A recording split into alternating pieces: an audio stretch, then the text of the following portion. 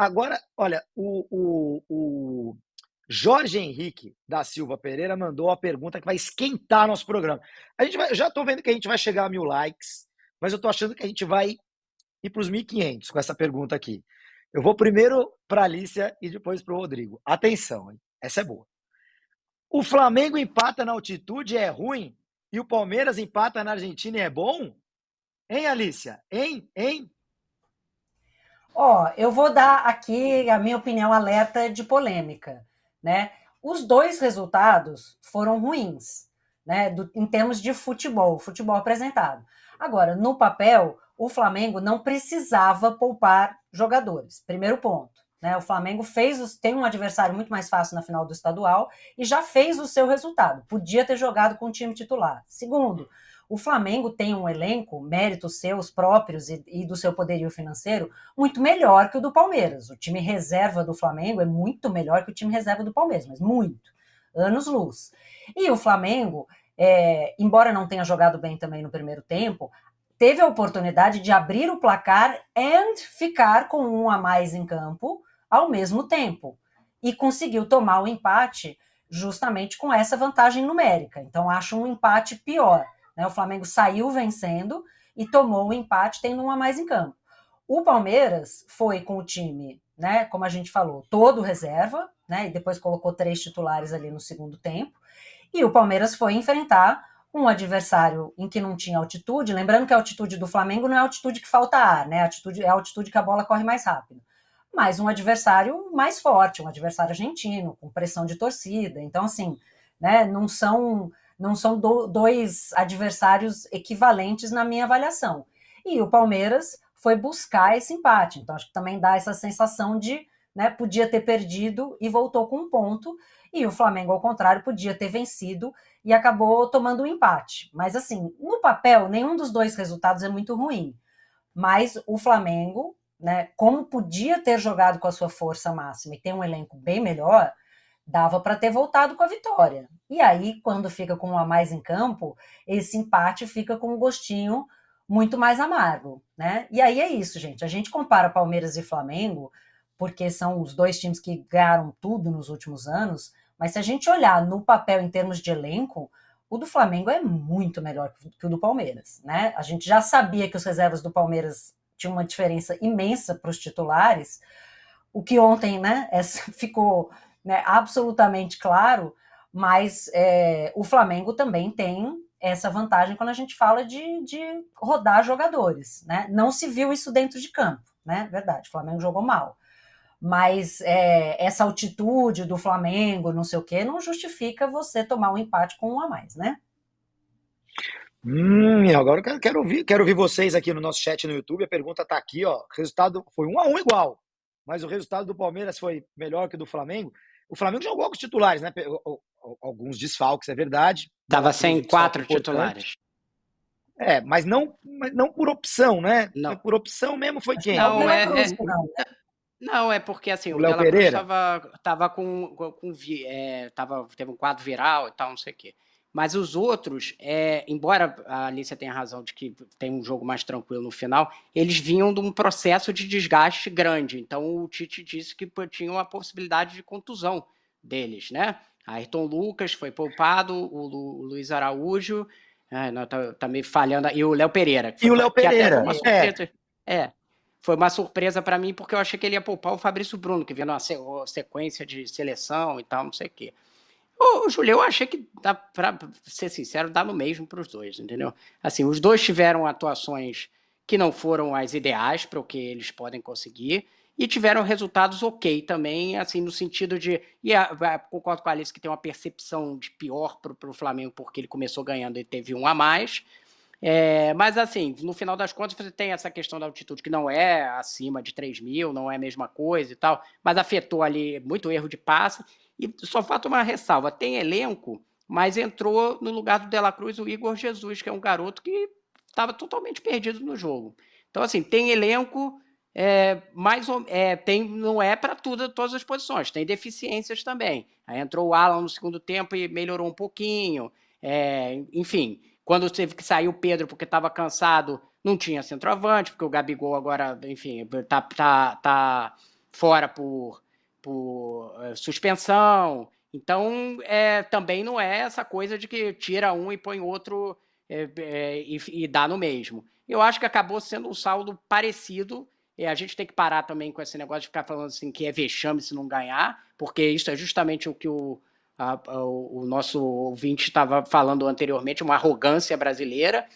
Os dois times enfrentaram quadros difíceis, ali você já falou, o São Lourenço tem uma torcida mega mobilizada, é um campo difícil, e no caso do Flamengo tinha essa questão do que tem uma torcida também, o Milionários e tal, e além do que tem essa questão do tempo de bola, né, que é afetado pela altitude. Não é bem não conseguir correr, é mais a questão do tempo de bola que foi afetada, que foi citado pelos jogadores.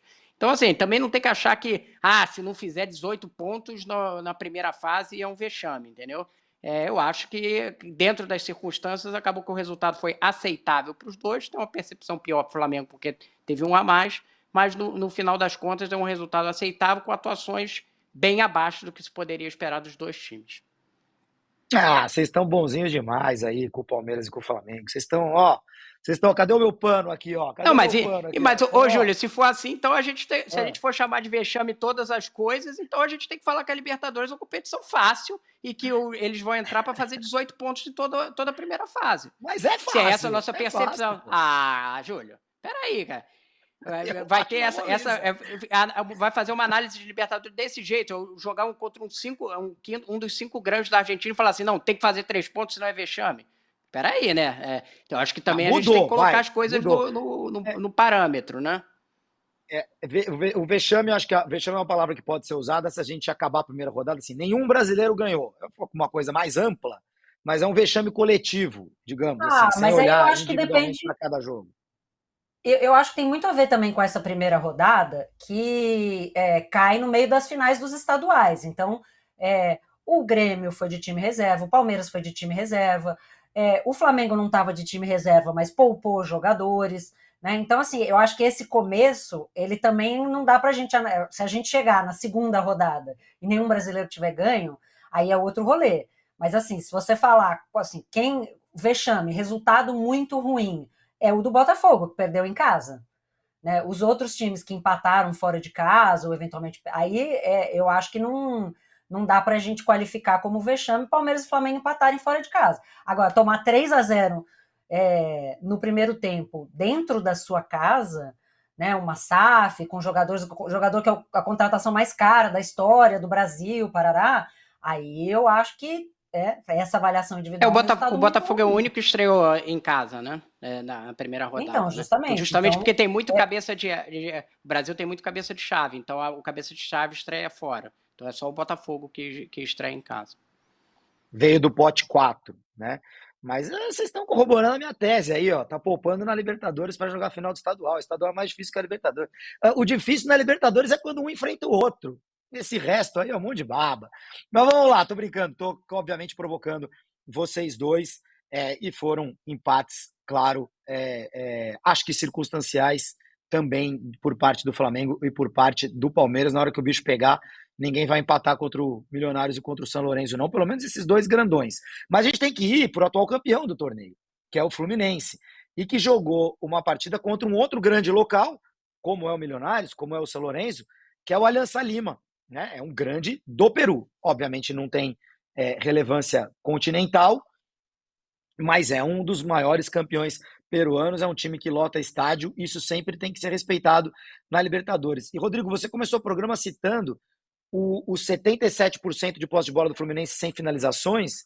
No segundo tempo, aquelas trocas que já não são surpresa para ninguém, né? Inclusive, os técnicos adversários já devem se preparar para elas. Os volantes viram zagueiros, né? O André e o Martinelli saíram, Felipe Melo, saiu o Thiago Santos, o André e o Martinelli fizeram a última linha, empilhou gente no ataque e acabou chegando ao gol de empate num escanteio em que o Marquinhos não precisou nem pular para fazer o gol. Também com muitos desfalques do Fluminense. O Flamengo muito desfalcado, o Palmeiras optou por jogar com o time reserva, o Fluminense com muitos desfalques, Cano, Keno, até o Kennedy, que é um reserva imediato, tem mais Ganso, Renato Augusto saiu machucado no primeiro tempo, mas o começo de ano do Fluminense está preocupando, Rodrigo? Está preocupando não só pelo jogo de ontem, mas o conjunto da obra?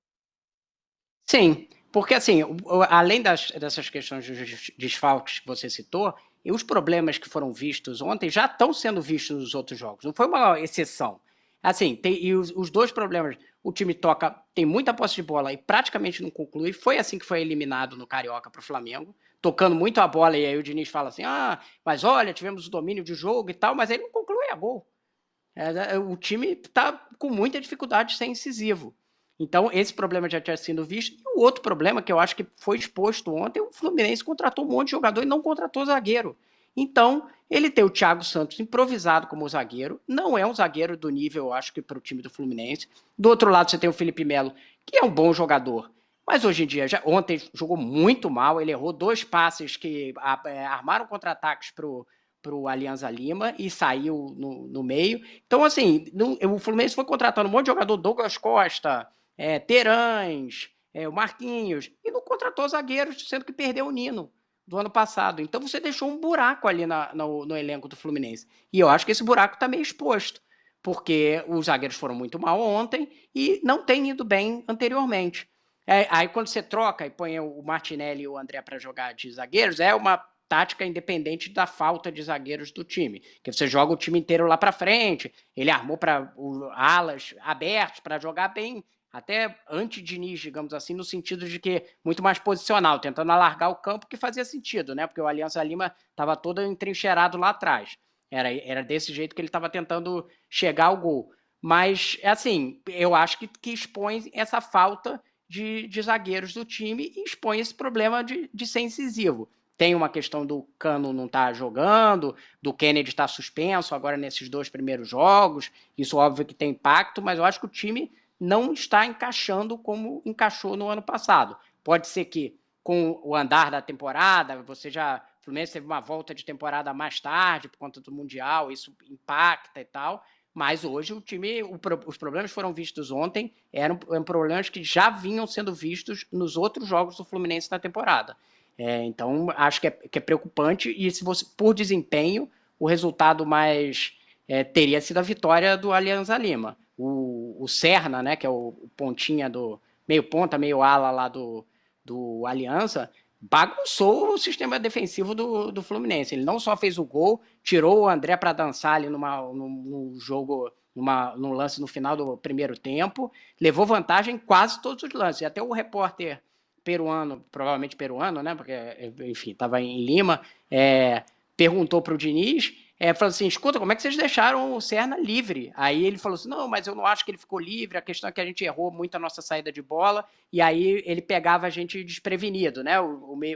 Mas o Fluminense cometeu muitas falhas defensivas, além da produção ofensiva ruim. Então, é um cenário preocupante de fato. Vamos ver se com a volta dos titulares, o time engatando de novo, porque já tem um jogo contra o Colo-Colo em casa, talvez seja o adversário mais forte do grupo, e aí tem que ganhar, né? Porque senão começa aquela situação. Se chegar na segunda rodada e não tiver vitória, já começa a complicar o grupo.